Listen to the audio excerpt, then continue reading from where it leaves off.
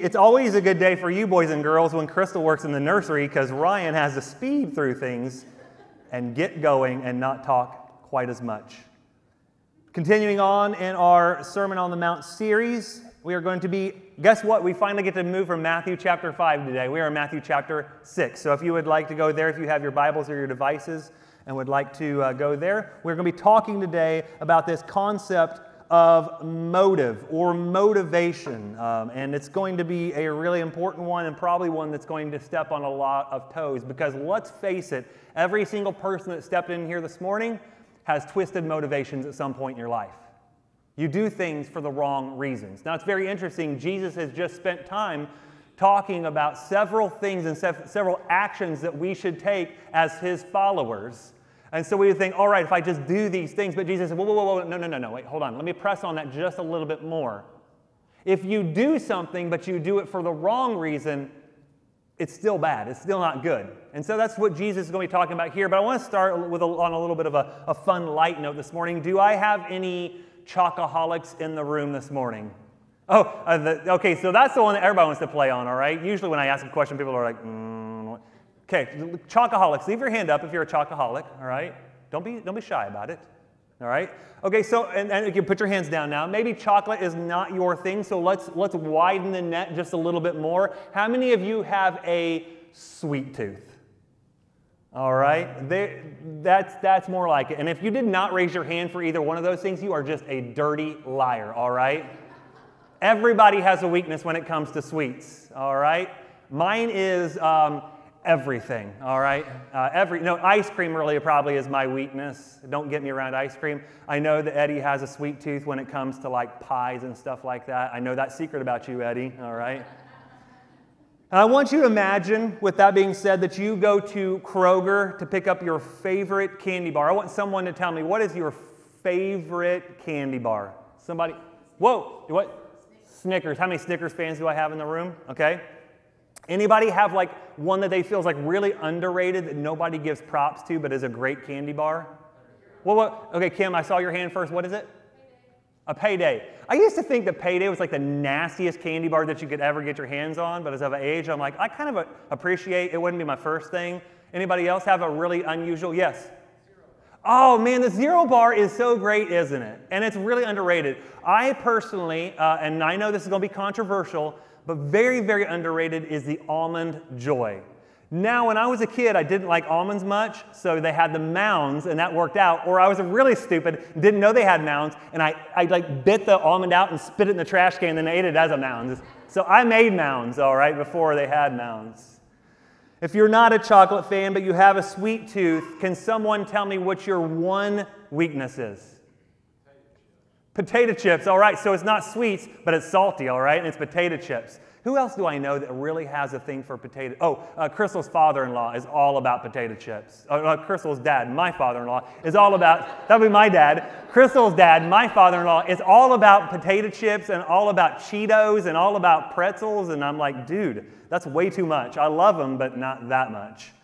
Is there anybody in here who is a sucker for lollipops? Do you see what I did there? Sucker for lollipops. Anybody else? Anybody like lollipops? Like you're a Tootsie Roll like a Tootsie Pop person? Anybody? All right, very good.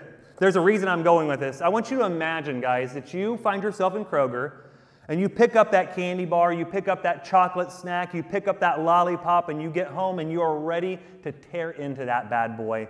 And you look down and you suddenly notice that your candy bar is moving. And as you watched, to your horror, you realize that that delicious little sweet is filled with worms or insects. Guys, it's not too far-fetched. I'm going to give you some lovely options on your dessert cuisine here this morning. All of these options are real and can be found on Amazon, all right? So go there if you don't believe me. You can find these. Chocolate-covered insects of any and all kinds are on your plate. Or if you're a sucker lollipop person, the next one.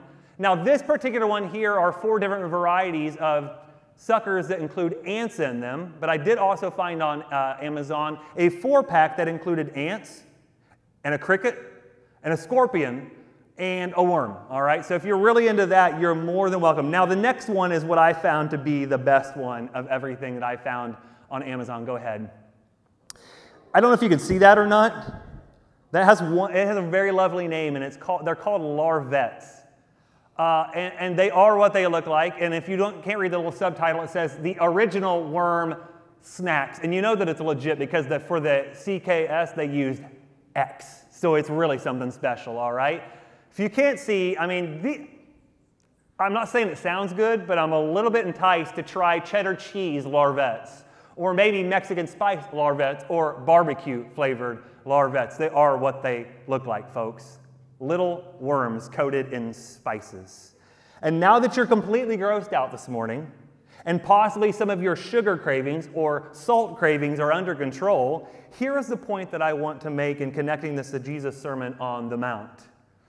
Here at the heart of Jesus' sermon that he preaches, here in Matthew 6, he talks about what it means to live a life that is solid chocolate all the way through.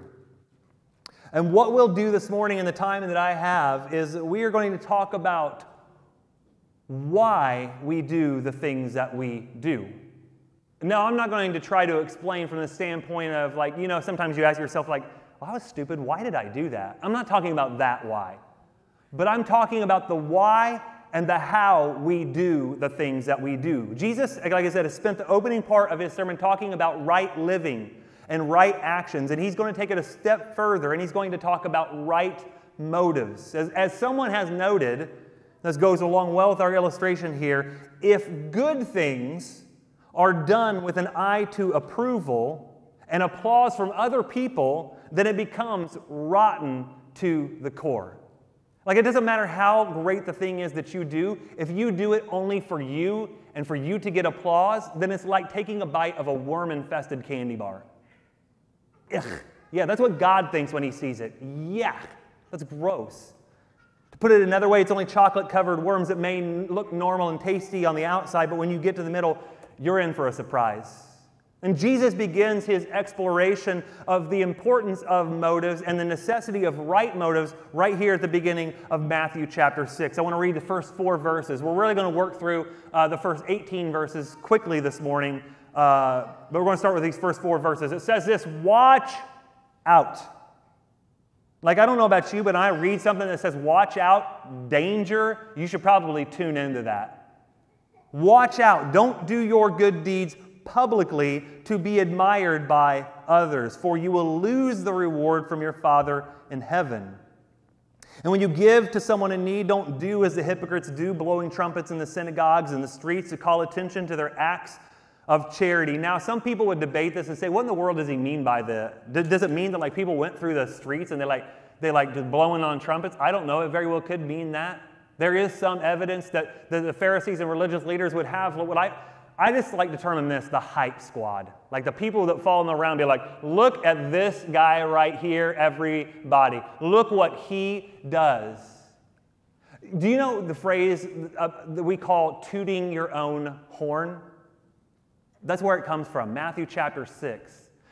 I think the better evidence is really this, and I brought this up before, is that when the Pharisees would go into the temple, where they would place their money was probably made out of something metal. And what they threw in there were metal coins. And so the Pharisees would literally just sit there and just drop this change in there and make this loud racket, and people would be impressed as it just kept flowing. Have you ever been to, and now I know that we have a coin shortage in the world today, all right, but do you remember back in the day when you'd go in somewhere and you'd have one of those little Coinstar things, and people would be bringing up these gigantic jugs and they'd be dumping them into. That's kind of what I think about when I think about these Pharisees and tooting their own horns. Look at me and how I give. We continue on here. He says, I tell you the truth, when they do that, when they act like that, they have received all the reward that they will ever get. But when you give to someone in need, don't let your left hand know what your right hand is doing. Give your gifts in private, and your Father who sees everything will reward you. Now, I just want to stop here for a moment after we read those first 4 verses. I want to take stock of where we are. We need to remember where we are in the grand scope of things in the book of Matthew, but also in the Sermon on the Mount. Jesus has just finished chapter 5 again with a laundry list of right actions that his followers are to take. I mean, he talks about things like adultery and divorce and not being people of our word and taking revenge, loving our enemies. You know, like really light and easy topics, right? Those are simple ones.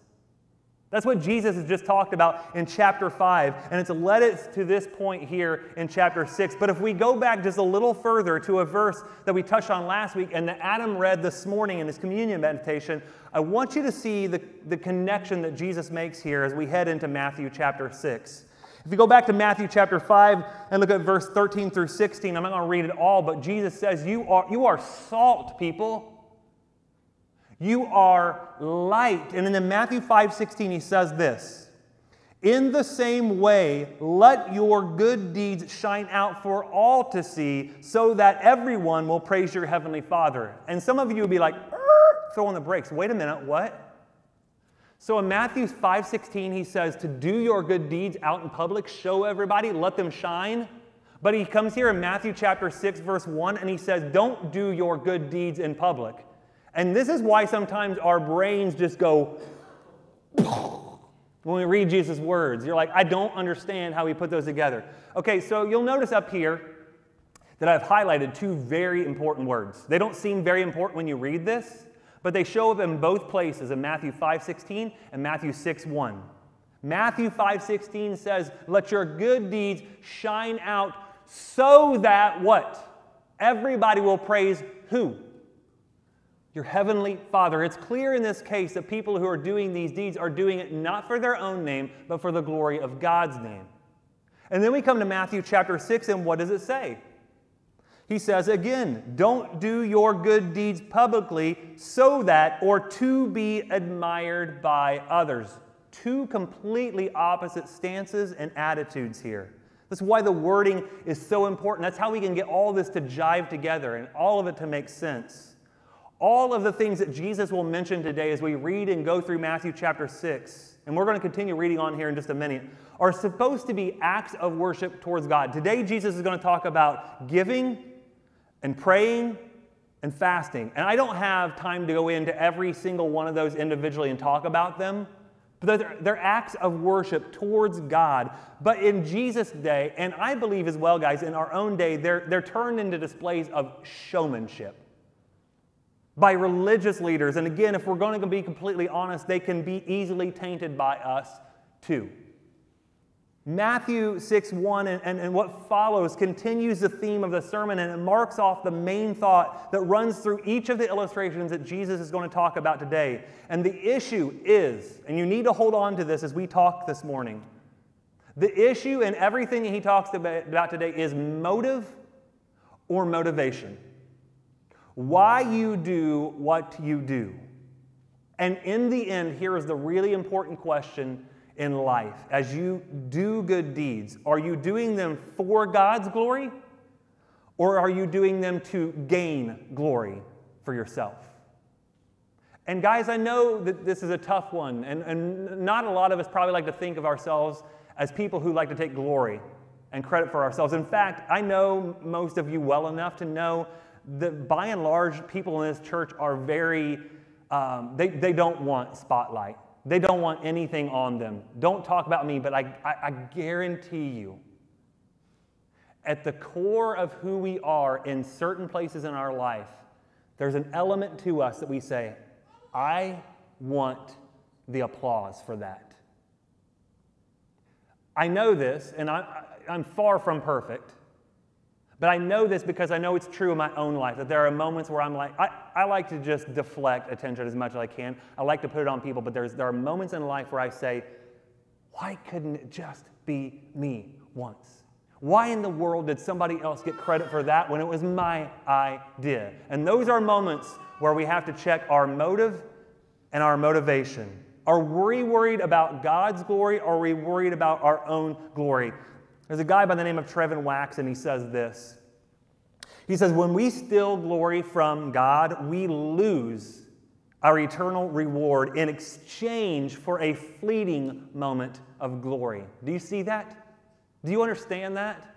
Whenever we have in life a moment, just a little tinge that says, me, look at me, we're just stealing glory from God.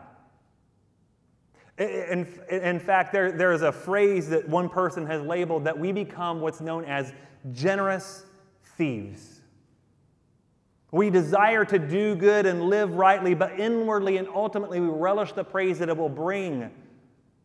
We have given something, but in the end we have taken something from God, His glory, His standing, His magnificence, and who He is.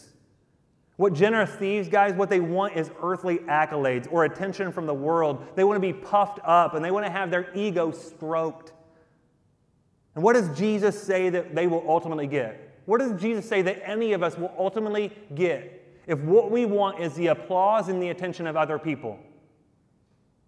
That's it. You're getting that, and that alone.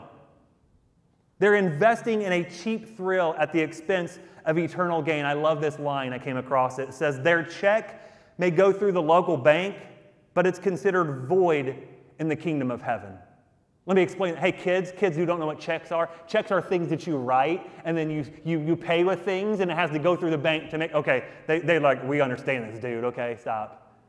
I love that. Their check may go through the local bank, but it's considered void in the kingdom of heaven. You want applause, you want attention, you want all the thrill of people saying, oh, you're the greatest thing ever. It feels good in the moment, doesn't it? Like, oh, geez, like, this feels really good. That's it. It's going to stop right there. But back at the topic at hand here, Matthew chapter 6, going to move on here, verses 5 through 8. It's going to sound very similar because he's going to talk about another aspect of worshiping God. Not giving, but we're going to talk about prayer now. When you pray, don't be like the hypocrites. That's the second time he's used that word in just a few verses. The hypocrites love to pray publicly on street corners and in the synagogues where everyone can see them. I tell you the truth, that is all the reward they will ever get. But when you pray, go away by yourself, shut the door behind you, pray to your Father in private. Then your Father, who sees everything, are you catching the theme here? Guys, guess what? God sees it. He will reward you. When you pray, don't babble on and on as people of other religions do. They think their prayers are answered merely by repeating their words again and again. Don't be like them, for your Father knows exactly what you need even before you ask Him. I want to read that again. That's so very important. Your Father, our Father, knows exactly what we need even before we ask Him. So why in the world? Now here we go. This doesn't eliminate us. Jesus, I do believe, the Father wants us to come before Him constantly and plead. Please intercede. Please act on this behalf. What are you saying in this? Have you ever, I grew up in church, and there was a point in my life where I'd listen to these guys, and I respect and love these guys, but they would pray the same stinking prayer every time. I'm like, bro, get some new material. I know that's really vain, all right, because we shouldn't be calling people out for prayers. But can you just tell sometimes when people are praying and they're just like, they're just doing this to do this. There's no heart behind this. There's no passion behind this. That's what Jesus is talking about here in Matthew 6. Understand sometimes we get up and we pray and we kind of lose our thought, and so we circle back around, and like, have you ever played that game before? Like, I forgot where I'm at, so I'm going to circle back around again. I'm going to circle the plane again and try to land this thing. I'm not talking about that and losing your place. I'm talking about just doing it to do it. It has nothing behind it. Guys, here's the deal when it comes to giving and praying, as we've talked about right now. You may be able to fool everybody else around you about the nature of your heart, but there's one person that you are never going to fool. God. He knows your heart inside and out. He knows what you esteem and what you don't. He knows whether you love Him or you love just yourself. Twice here in just a few verses, he uses a phrase that indicates God's all-knowingness. Did you catch it? Then your Father, who sees everything, will reward you. Literally, what Jesus is saying here was a very interesting phrase. He's saying God is a God who sees in secret. That's a really interesting phrase, isn't it? It's a very mysterious phrase. Guys, it just simply means that He knows whether you are living for Him or you're living for yourself. God knows that all the time. And this is the question that we need to ask of ourselves so often. Are you constantly watching to see if others are watching you? Have you ever watched a kid before? Have you ever watched a kid and they watch other people to see what kind of reaction they get off of them? It's really cute when a kid does it, but it's really not so cute when an adult does it.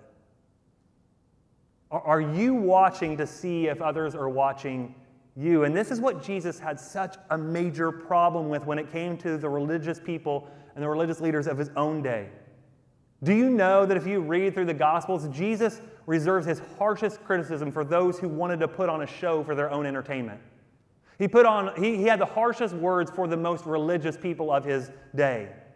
What is the word that He uses for the Pharisees and the religious leaders and the self-righteous people? He uses it twice already.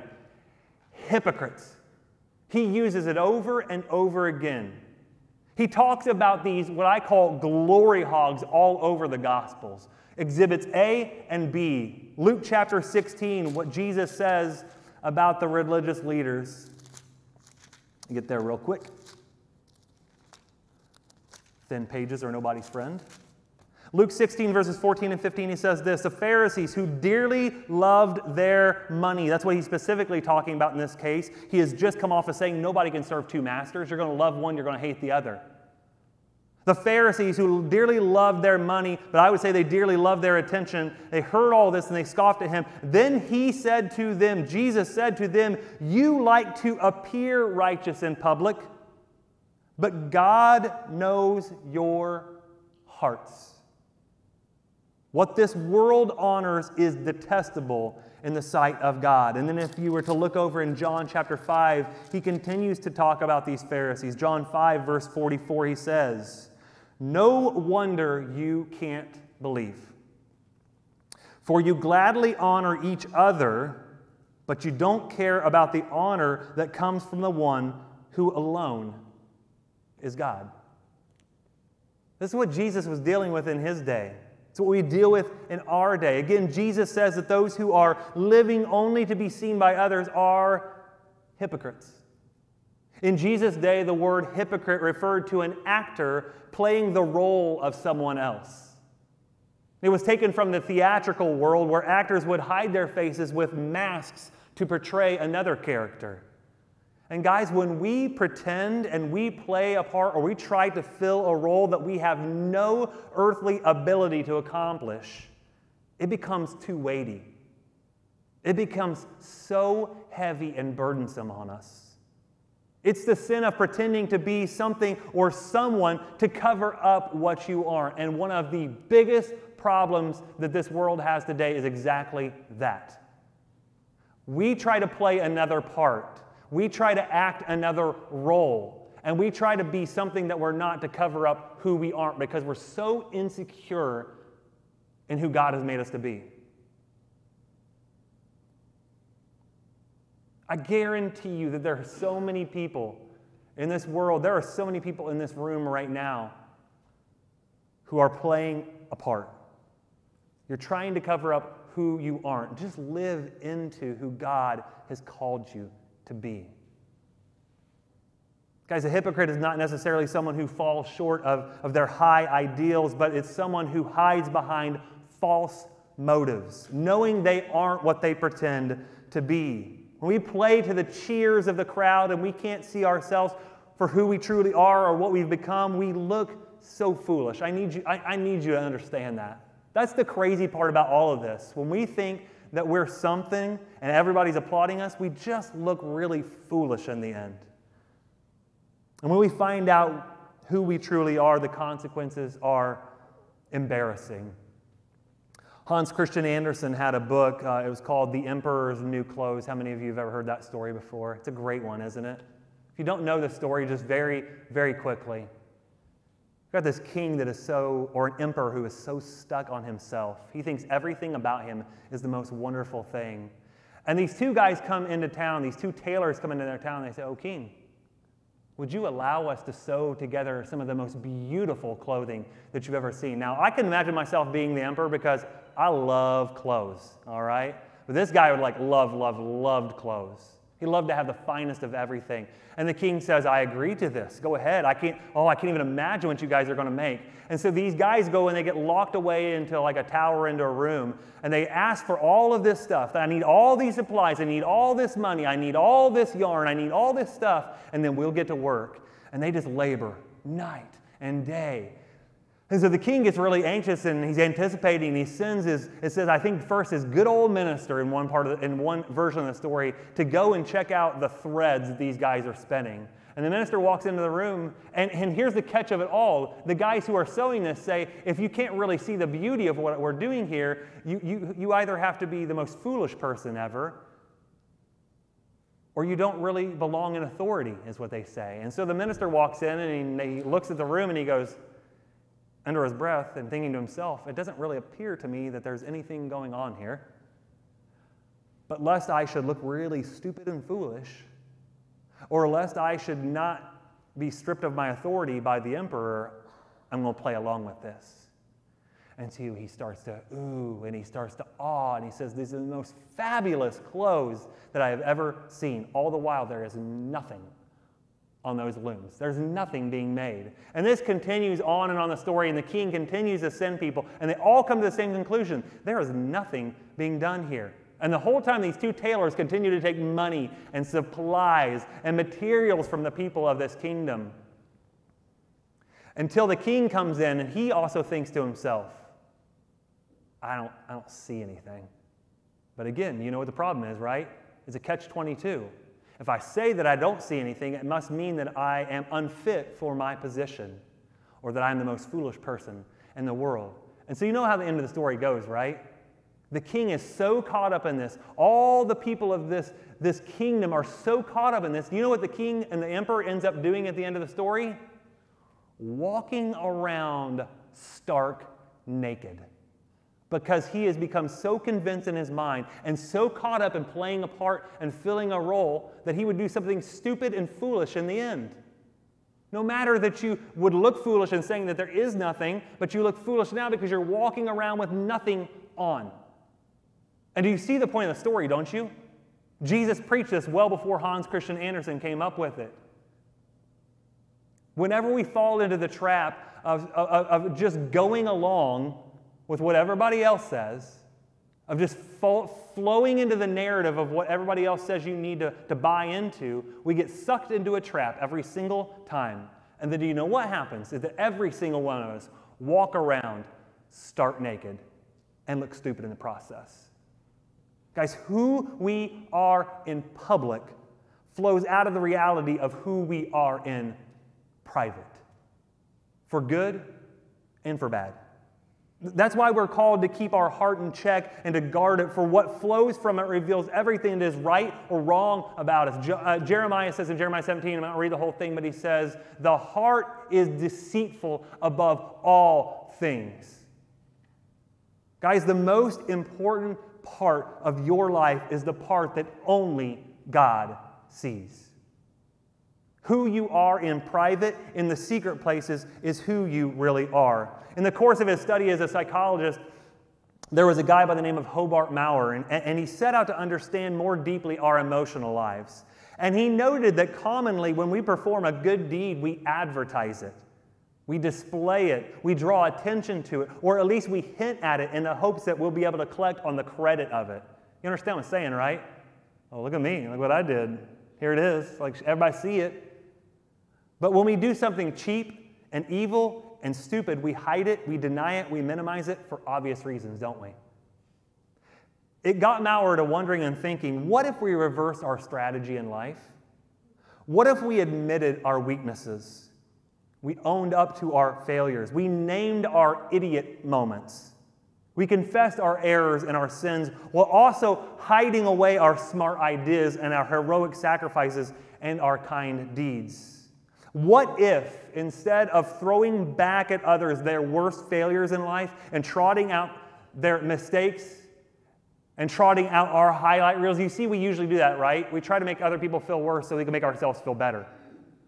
Everybody else has got really like, ooh, these warts and these, but all we have are highlight reels because we're so awesome. We put up what if we put up our worst against their best? What then, he says? Maybe our hearts might start filling up. Maybe our hearts will become right. Maybe our motives will be kept in check. Maurer had a very interesting title for his essay, and he said this. It was titled this: "You are your secrets, both good and bad. We are ultimately defined by our motives. Our behaviors may be what is seen and what is rewarded, but they are only ever fed by our good or our poor motives. In the end, guys, God's evaluations will often be in direct contradiction to the majority opinion." Someone has said this: "The light of Christian character will shine before others to the glory of God, without any need for public advertisement. Showiness, glitz, and glam may have their place here and now as far as payoff is concerned, but there will be none of that from God." Guys, the grand issue of this entire section is that what we show in public should be flowing from a private devotion and relationship. The big message of all of this is that we have to assess our purpose in all things as we practice our faith in the presence of other people. You have to constantly be asking in your life, am I more concerned with my character and integrity, or my self-promotion and congratulations from other people? I want to give you a spot. I don't have time to read this morning, but I want to give you a spot in Scripture. I want you to go to Acts chapter 8 later today, and I want you to read this story of Simon the magician. The guy in Acts 8 that's called Simon the magician, or Simon Magus in some versions. And he goes around town and he just likes to hype himself up. He's got the crowds at his fingertips. And see, Simon is concerned about one thing in life. He's concerned about a Simon kingdom. He's not concerned about God's kingdom. And I want you to read that story. And then Kevin DeYoung, a theologian, he hits the nail on the head and he says this: "Sometimes we just want God for nothing more than to be a magician or a genie in a lamp. We want to give him a rub and we want to watch him do his thing. Some of us are trying to combine the best of all things like Simon. We'll ladle up a little bit of Jesus as long as he fulfills our plans. Anything for a little more power or a little bit more improvement in our circumstances." Guys, if your motive for your faith is to get things from God, you're barking in the wrong place. Or do you genuinely have a desire to know him more and to cultivate a relationship with him? Again, it's what it really comes down to. I've said this over and over again: God's glory or ours. And in life, we would really like the difference between faith and not quite faith to be super obvious. But there are always going to be moments when loving Christ and others battles against our love for success and approval for others. So the question is, where does your faith lie? From what motives are you operating in life? Guys, the walk of faith is genuine and it's free from all falsehood. When we have faith like someone like Simon in Acts chapter 8, we come to Jesus to make our dreams come true. But when we come to Jesus with saving faith, we come to call him Lord. Not with our own agenda, but with every expectation that whatever God wills is the best plan. Someone has wrapped all that up in a tiny little line, and they say this: "We come as nobodies, eager to worship somebody, God." That should be like a great motto in life for you.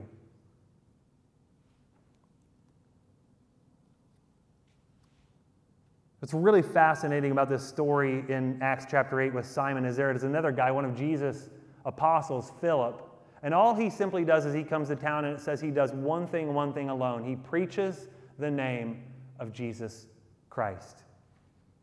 And where Simon initially wins the crowd over, Philip has one thing that matters the backing of the gospel. And in the end, Philip gets people's attention. He gets the approval of God for good measure. And all because he exists for God alone.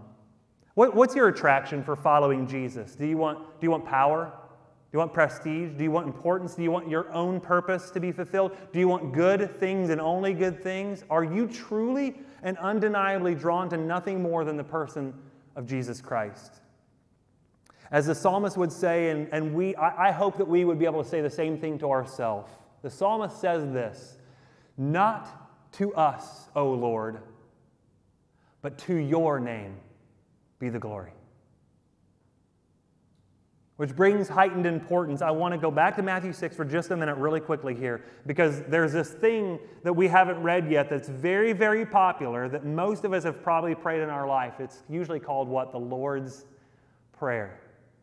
Better yet, it actually should be called the model prayer or the disciples' prayer. This is Jesus trying to teach his disciples how to pray, not what to pray, but how to pray. And he says this, listen, this is why all this matters, starting at verse 9. Pray like this. Our Father in heaven, may your name be kept holy. May your kingdom come soon. May your will be done on earth as it is in heaven. Do you hear all of those yours? Not mine, but God, yours. This first part of this prayer focuses exclusively on God. The prayer begins with God's interests, not ours. God's name, God's kingdom, God's will. The only purpose to starting the prayer in this way is admiration and exaltation of God. It's not to adjust God's view of us and what we deserve. It's to adjust our view of God and what He alone deserves. And I don't want to cheat this. I want to read these last few verses. We're going to skip to verse 16. This is the last act of worship that Jesus talks about. When you fast, don't make it obvious, as the hypocrites do. For they try to look miserable and disheveled so people will admire them for their own fasting. I tell you the truth, that is the only reward they will ever get. But when you fast, comb your hair, wash your face, then no one will notice that you're fasting except your Father, who knows what you do in private. And your Father, who sees everything, will reward you. Guys, expressions of faith are not to be marked by self-promotion, but by genuine private devotion. Jesus' point is not to condemn public anything. He's not saying, don't pray in public, don't give in public, don't fast in public. That's not what he's saying. But rather, he is doing it to condemn pride and glory-hogging in everything. I heard this very interesting thing this week, because there's this question, how, Ryan, how do we know when we should let our good deeds shine before other people, and when should we back off and hide those things? And someone said it this way: we should show when we are tempted to hide things. And we should hide when we're tempted to show off. It's a really great formula, isn't it, right? You ever have a moment in your life like, I don't want anybody to know that. I'm afraid to let anybody know this. That is exactly the time that you should show. And you should let it be out there. But every moment in your life that you think, I want people to see me, is exactly when you should hide. False motives always have us worrying more about congratulations of those around us while completely dismissing the greater commendation of the Father later on. Guys, here's the deal. Where do you want to be seen by others in the way that you live your life? Which reward is more attractive to you, the one that's given by other people or the one that's given only by God?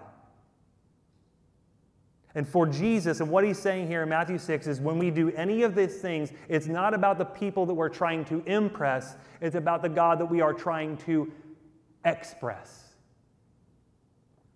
Some of you may or may not know this person I'm going to introduce here on the screen. I'm a sports guy, and so I like sports, and I get into sports stories, especially when they have a faith component to them. Carson Wentz is the quarterback for the Philadelphia Eagles. If you don't know anything else about him, he's a fascinating young man. You may not be able to see it, but down in the bottom, it would be right of it there. He's got a little tattoo that he has on his wrist, and it says AO1. And there's a reason that we sang the song Audience of One before the sermon. He has a foundation that he calls Audience of One.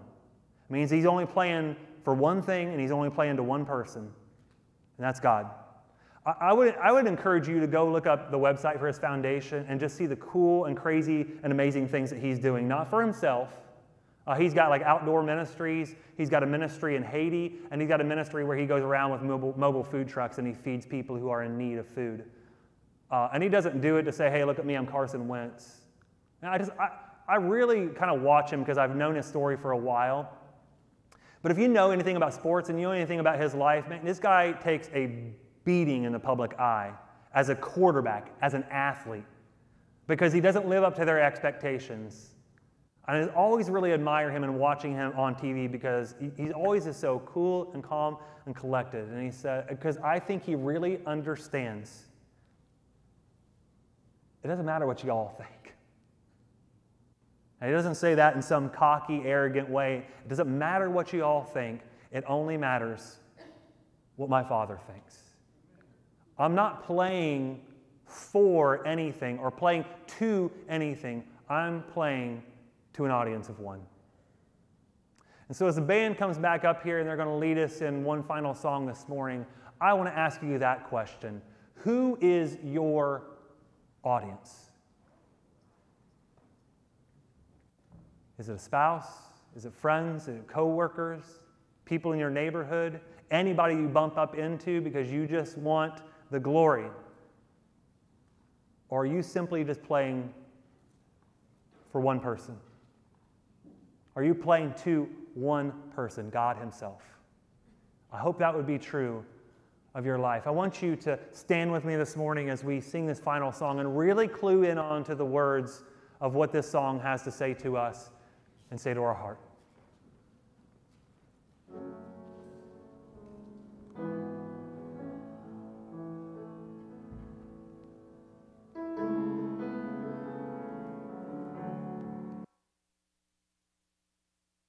In darkest places